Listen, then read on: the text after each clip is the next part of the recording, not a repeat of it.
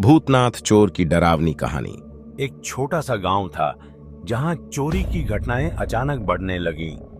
लोग कहते थे कि गांव में भूतनाथ नाम का एक चोर रहता है।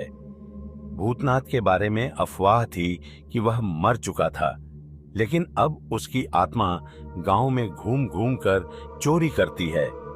गांव वाले डर के मारे रात को बाहर निकलना बंद कर चुके थे। रामू गांव का एक युवा लड़का भूतनाथ की सच्चाई जानने के लिए उत्सुक था। उसने अपने दोस्तों के साथ भूतनाथ की असलियत का पता लगाने की ठानी। एक रात जब पूरा गांव सो रहा था, रामू और उसके दोस्त चुपके से गांव के पुराने खंडहर में गए। कहा जाता था कि वही भूतनाथ का ठिकाना था। खंडहर में घुसते ही उन्हें अजीब अजीब सी आवाजें सुनाई देने लगीं। उनकी टॉर्च की रोशनी बुझने लगी और अचानक ठंडी हवा का झोंका आया। रामू ने अपने दोस्तों को ढांढस बंधाया और आगे बढ़ा। तभी एक परछाई उनके सामने आई। सबके दिल की धड़कनें तेज हो गईं। वह परछाई धीरे धीरे उनके पास आई और फिर अचानक जोर से हंसने लगी। वह भूतनाथ था, पर यह कोई आत्मा नहीं बल्कि गांव का ही एक बूढ़ा आदमी था जो भूत बनने का नाटक कर रहा था। उसने गांव वालों के डर का फायदा उठाकर चोरी करना शुरू कर दिया था। उसकी चालाकी इतनी थी कि कोई उस पर शक नहीं करता था। रामू और उसके दोस्तों ने तुरंत भूतनाथ को पकड़ लिया और गांव वालों को सारा सच बताया।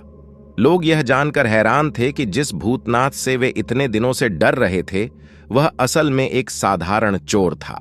गांव वालों ने भूतनाथ को पंचायत के सामने पेश किया और उसे कड़ी सजा दी गई।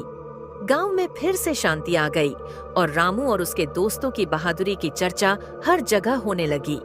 लेकिन कहानी यहीं खत्म नहीं हुई। जब भूतनाथ को गांव वालों के सामने पेश किया गया, तभी गांव की एक बुजुर्ग महिला ने उसकी तरफ इशारा किया और कहा, यह तो असली भूतनाथ नहीं है।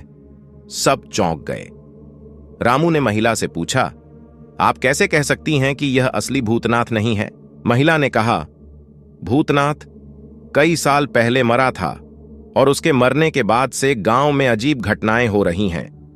तभी अचानक पूरे गांव में एक ठंडी हवा का झोंका आया और गांव के बुजुर्गों ने देखा कि खंडहर से एक और परछाई धीरे धीरे निकल रही है। यह असली भूतनाथ की आत्मा थी। वह हवा में तैरते हुए गांव की ओर आ रहा था। उसके चेहरे पर एक भयानक मुस्कान थी और उसके हाथों में पुरानी जंजीरें लटकी हुई थीं। उसने गांव वालों से कहा, तुम सबको लगा कि तुमने मुझसे छुटकारा पा लिया, लेकिन मैं कभी नहीं गया था। अब समय आ गया है कि तुम सब मुझसे डरना शुरू करो।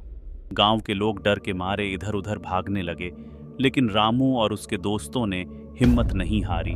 उन्होंने भूतनाथ की असली आत्मा का सामना करने का फैसला किया। रामू ने खंडहर में रखे पुराने तांत्रिक मंत्रों के किताब की मदद से भूतनाथ की आत्मा को बांधने की योजना बनाई।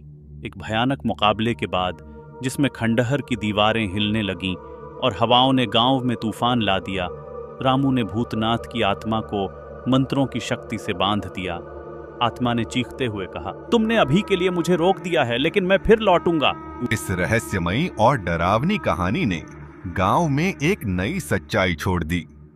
कभी कभी जो दिखता है वह सच नहीं होता और असली डर तो परछाइयों में छिपा होता है।